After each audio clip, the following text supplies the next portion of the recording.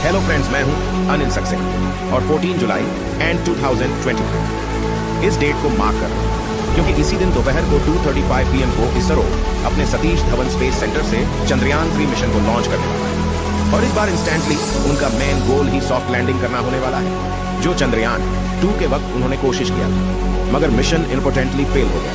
Simply speaking, इस correct mission पर वह ऐसे कंट्रोल तरीके से चांद पर लैंड करने की कोशिश करेगा जिससे उसके लैंडर को कोई डैमेज ना हो। और अगर इसरो इस मिशन को सक्सेसफुली एग्जीक्यूट कर पाता है और चंद्रयान 3 लैंडर के जरिए चांद के साउथ पोल की जांच जल्द से जल्द शुरू हो जाती है, तो भारत वो पहला देश बन सकता है जो उस डेटा से पृथ्वी के जन्म की रियल स्टोरी प्रैक्टिकली प्रूफ करके दिखा पाएगी। सो अब सवाल ये आता है कि ये सब चंद्रयान 3 कैसे कर पाएगा, उसके पास ऐसे कौन से सेंसर लगे हुए हैं और ये सेंसर मिशन के कोर ऑब्जेक्टिव के अलावा और क्या क्या कर सकते हैं। इन्हीं सभी सवालों के जवाब हम आज इस वीडियो में देने वाले हैं। फिलहाल के लिए बस इतना समझ लो कि चंद्रयान 3 का यह मिशन सिर्फ इंटरेस्टिंग ही नहीं बल्कि चैलेंजिंग भी होने वाला है, क्योंकि सबसे पहले मून पर सॉफ्ट लैंडिंग करना ना मार्स पे भी सॉफ्ट लैंडिंग करने से भी ज्यादा मुश्किल है। एंड यस, वही मार्स जिसके मून के कंपैरिजन में 33 टाइम्स ज्यादा क्रिएटर्स ने no wait let me explain. दोस्तों, यहाँ पे देखो, जैसे आप देख सकते हो पूरी दुनिया में 77 गवर्नमेंट स्पेस एजेंसीज है। उनमें से सिर्फ 11 कंट्रीज ने ही सक्सेसफुली मून मिशन किए हैं, बट सिर्फ 3 ही कंट्रीज ऐसी हैं, अमेरिका, रसिया और चाइना, जो अब तक लूनर सरफेस पर सॉफ्ट लैंडिंग कर पाए हैं, जबकि मार्स तो ज्यादा दूर है।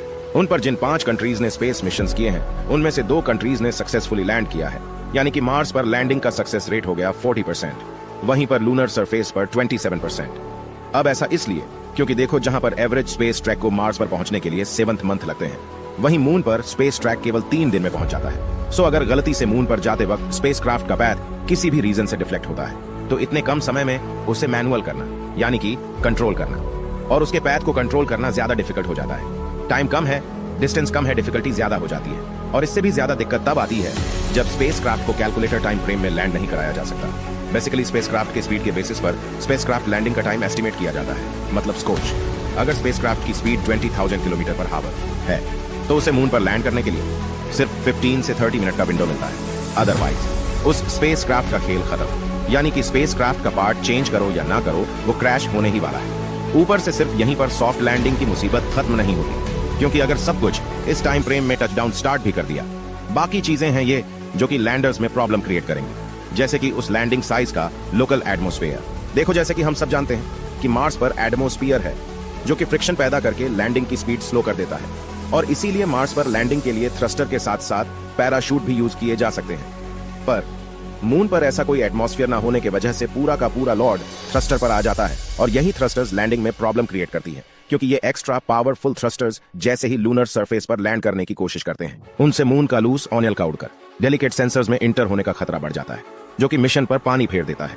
अब इन दिक्कतों के ऊपर पिछली बार चंद्रयान 2 को लैंड जहां पर कराना था, वो एरिया था मून का साउथ पोल। अब मून के साउथ पोल पर ना स्पेशली पूरे मून के कंपैरिजन में ज्यादा क्रिएटर्स, वैलीज और माउंटेन्स हैं। सो लैंडिंग के लिए स्विच 4 टारगेट करना और फिर एक्यूरेटली उसी स्विच 4 पर लैंडर को कंट्रोल करके लैंड कराना, ये अपने आप में एक काफी डिफिकल्ट काम है।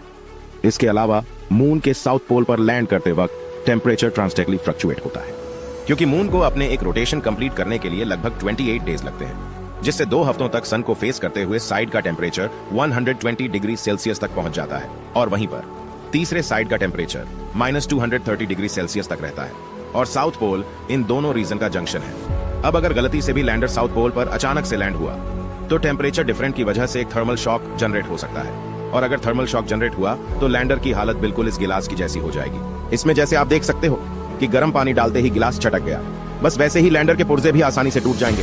बट तो चलो, अब इन सभी प्रॉब्लम्स को टैकल करते हुए, जैसे इसरो लूनर साउथ पोल पर अपना लैंडर लैंड भी कराता है, फिर भी उसके साथ कम्युनिकेशन टूटने का खतरा तो रहता ही है। तो देखो, आपको शायद पता नहीं होगा, पर चांद के सदर्न पोल पर ऑलमोस्ट 24/7 अंधेरा ही रहता है। जब दिन भी होता है तो सिर्फ होराइजन पे ही सन दिखाई देता है, जिसकी वजह से क्रिएटर्स और माउंटेन्स के पीछे छुपे कुछ एरियाज में तो मून के फॉर्मेशन से लेकर अब तक तो सन को देखा ही नहीं है। अब ऐसे में लैंडर को सोलर पैनल्स कैसे काम करेंगे? बस इन्हीं सब रीजंस, यानी कि लैंडिंग साइट डिटेक्ट करने के लिए इनफ समय ना मिलना, दब से सेंसर्स खराब होना, लूनर साउथ पोल के हाफ टेम्परेचर और सरफेस की मार और कम्युनिकेशन इश्यूज, इनकी वजह से कई बार लूनर सॉफ्ट लैंडिंग फेल हो जाते हैं। अब चंद्रयान 3 में इन प्रॉब्लम्स को हैंडल करने के लिए इसरो ने एक ऐसी यूनिक स्ट्रेटजी का इस्तेमाल किया है कि अब की बार सॉफ्ट लैंडिंग में प्रॉब्लम आने के चांसेस ना के बराबर है। उन्होंने सॉफ्ट लैंडिंग के डिफिकल्टी को सॉल्व करने के लिए चंद्रयान 3 के लैंडर के लिए लकीली एक ऐसा स्पॉट ढूंढ निकाला है जहां ना क्रिएटर्स और माउंटेन्स से भरा एनी वन सरफेस है और ना ही ट्रस्टेकली एनी वन टेम्परेचर्स। ऑल्सो जब 14 जुलाई को चंद्रयान 3 लॉन्च हुआ तब वो सबसे पहले 5 बार अर्थ के चक्कर काटते हुए अपना ऑर्बिट रेस करेगा, so that way optimal speed तक पहुंचा है। इससे होगा ये कि वो मून की तरफ किसी स्लिंग शॉट की तरह उड़ जाएगा, जिसे चंद्रयान 3 मिशन के इनिशियल फेज में ज्यादा फ्यूल यूज नहीं होगा और यही फ्यूल लैंडिंग के वक्त इस्तेमाल किया जा सकेगा। इसके बाद जब लैंडिंग का समय आएगा तब भी इसरो ने एक यूनिक प्लान सोचा हुआ है। इसरो ट्रेडिशनल तरीके से डायरेक्टली लूनर सरफेस पर लैंड नहीं करवाएगा, क्योंकि एज आर ऑस्ट्रेलिया इसे थ्रस्टर बहुत ज्यादा धूल उड़ा सकते हैं और इससे सेंसर खराब हो सकते हैं। चंद्रयान 3 अपनी स्पीड को लैंडिंग से पहले स्ट्रेटिकली घटाने और साथ ही लैंडिंग साइट को एक बार फिर से प्रॉपर्ली इंस्पेक्ट करने के लिए मून के अराउंड ऑर्बिट रेड्यूसिंग चक्कर काटेगा। यानी ऑल इन ऑल सिर्फ 2 स्टेप्स यानी कि ऑन ऑर्बिटल मैनूवर्स और परफेक्ट लैंडिंग स्पॉट से चंद्रयान 3 सॉफ्ट लैंडिंग फेलियर्स के पहले 3 रीजंस को टैकल कर सकेगा। इसके बाद रही बात 4th रीजन की, तो जस्ट कम्युनिकेशन इश्यूज। तो उसके लिए चंद्रयान 3 चांद की सतह पर जांच अपने रोवर से करने वाला है, अपने लैंडर से नहीं, और वो इंस्टेंट अपने लैंडर को धूप में खड़ा रखकर उससे रोवर और पृथ्वी के बीच सिग्नल्स रिले करवाने वाला है। इससे जुड़ा और आसानी से समझने के लिए आइए सबसे पहले चंद्रयान 3 के आर्किटेक्चर को समझते हैं। देखो, अगर हम चंद्रयान 3 और उसके प्री रिसर्चर चंद्रयान 2 के आर्किटेक्चर को कंपेयर करें तो हम देख सकते हैं कि इसके डिजाइन में कोई मेजर डिफरेंस नहीं है। इसमें भी 2 मॉड्यूल्स हैं, प्रोपोर्शन मॉड्यूल और लैंडर मॉड्यूल, जिनका एवरेज वेट एक टाटा हैरियर या ऐसे कोई SUV जितना है, और कुल मिला के पूरे स्पेसक्राफ्ट का वेट कुछ 3900 किलोज है, यानी कि एक हाथी जितना।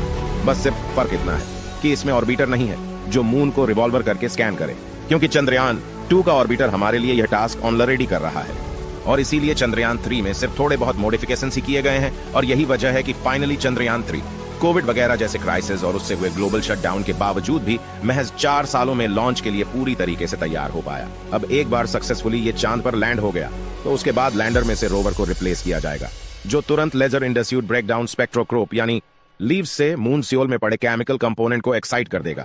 इससे उन केमिकल्स में से अलग अलग waves like alpha and X-rays निकलेंगे, जिन्हें रोवर पर लगे अल्फा पार्टिकल एक्सरे स्पेक्ट्रोमीटर को डिटेक्ट करके एनालाइज करेगा, ताकि मून के साउथ पोल पर सॉइल का कंपोजिशन क्या है ये पता किया जा सके। इसके अलावा साइमर डिस्ट्रिक्टरी लैंडर अपनी लैंडिंग साइट से ही मून पर एटमॉस्फेयर कितना थीन है ये पता लगा पाएगा और इतना थिन क्यों है, इन मिस्ट्रीज को भी डिकोड करने की कोशिश करेगा। क्योंकि जैसे मैंने पहले कहा था कि मून पर ना के बराबर एटमॉस्फेयर है। पहले तो लोगों को लगता था कि मून में एटमॉस्फेयर है ही नहीं, लेकिन रीजन स्टडी में मालूम पड़ा कि मून के 10 किलोमीटर ऑल्टीट्यूड तक एक बहुत ही थीन आइनोस्फीयर या सिंपली चार्ज पार्टिकल से भरा एक हल्का सा एटमॉस्फेयर का लेयर है, और जिसके एग्जिस्ट करने का एक्यूरेट रीजन अब तक किसी को नहीं मालूम। तो चंद्रयान 3 का लैंडर बेसिकली अपने रैम्बा और चेस्ट इन सेंसर्स की मदद से मून के आइनोस्फीयर के हीट कंडक्शन प्रॉपर्टीज और तापमान के बारे में हमें प्रेसाइज डेटा देगा। इसके अलावा मून पर अर्थ को एक्सेप्ट करने के लिए लैंडर पर इंस्ट्रूमेंट फॉर लूनर साइज में एक एक्टिविटी यानी इंशा डिटेक्टर फिट किया गया है, और लैंड मोर प्रॉप यानी LPP लगाया गया है, जो सन से आती हुई प्लाज्मा वेव्स को डिटेक्ट कर पाएगा। यानी इन शॉर्ट, मून का एटमॉस्फेयर पूरी तरह से सूरज के पावरफुल रेडिएशन का नतीजा है या फिर चांद के केमिकल कंपोनेंट्स का। इसका एग्जैक्ट आंसर हमारा चंद्रयान 3 पता लगा सकता है। लेकिन ये तो हुई सिर्फ लैंडर और रोवर की बात। इसरो ने प्रोपल्शन मॉड्यूल को भी 2 in 1 के जैसे इस्तेमाल की है। फर्स्टली उन्होंने इस पर स्पेक्ट्रोपोलारीमेट्री on off habitable planet earth यानी शेप नाम का एक इंस्ट्रूमेंट इंस्टॉल किया है, जो अर्थ की तरह हैबिटेबल एक्सोप्लैनेट को भी डिटेक्ट करके उनके केमिकल्स कंपोजिशन को स्टडी कर सकता है। देन डिटैच होने के बाद प्रोपल्शन मॉड्यूल रिले सैटेलाइट की तरह काम करेगा, जहां वो लूनर साउथ पोल पर भी मैसेजेस और डेटा इंट्रोडक्शन ना हो, इसीलिए रोवर और लैंडर से आए इंपॉर्टेंट डेटा पृथ्वी पर मौजूद इसरो के India deep space network antenna की ओर रिले करेगा। अब ये एक बहुत ही बड़ा स्टेप है, क्योंकि इससे हमें किसी और देश की रिले सैटेलाइट की जरूरत नहीं पड़ेगी और हमारा डेटा भी सिक्योर रहेगा, क्योंकि पहले ऐसे बहुत बार हो चुका है। इसरो से आया डेटा दूसरे कंट्रीज चुरा पाए थे, और अब अगर ये देखा जाए ना तो ये हमारे मेड मिशन का एक फर्स्ट स्टेप हो सकता है। क्योंकि अगर आज हम लैंडर को मून के साउथ पोल डिफिकल्ट ट्रेन पर लैंड करा सके तो डेफिनेटली गगनयान मिशन के तहत इंडियन एस्ट्रोनॉट्स को भी सेफली आउट ऑफ स्पेस में भेजा जा सकता है। इस मिशन से हमारा कॉन्फिडेंस काफी बढ़ जाएगा। बट खैर, गगनयान मिशन के लिए अभी टाइम है।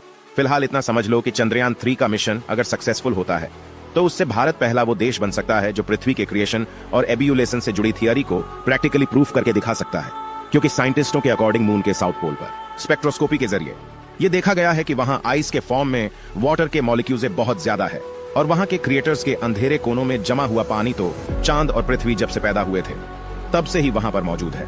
साथ ही रिसेंटली यह भी देखा गया है कि मून पर कुछ मैग्नेटिक हिल इनोमे लिस्ट भी है। वहां भी अर्थ की तरह एक एनीवन मैग्नेटिक फील्ड है। अब मोस्टली ऐसा तब होता है जब किसी सिलेक्सियम ऑब्जेक्ट के अंदर एक्सट्रीमली हॉट मेंटर कोर हो। मतलब अगर हम इस एनीवन मैग्नेटिक्स के फील्ड के कोश का पता लगा पाए तो हम भी यह समझ सकते हैं कि क्या चांद ओरिजिनली हमारी पृथ्वी से ही टूट कर बना है, जैसे कि थिया के अर्थ से टकराने की पॉपुलर थियरी कहती है। ऑल इन ऑल, अगर चंद्रयान 3 चांद पर मौजूद पानी और वहां की मैग्नेटिक फील्ड इन दोनों चीजों की डिटेल इंफॉर्मेशन निकाल पाया तो इससे पृथ्वी के इतिहास की कई पहेलियां सुलझाई जा सकती हैं। और सबसे मजेदार बात यह होगी कि हमारा देश इसे सुलझाने वालों में से सबसे पहला देश होगा।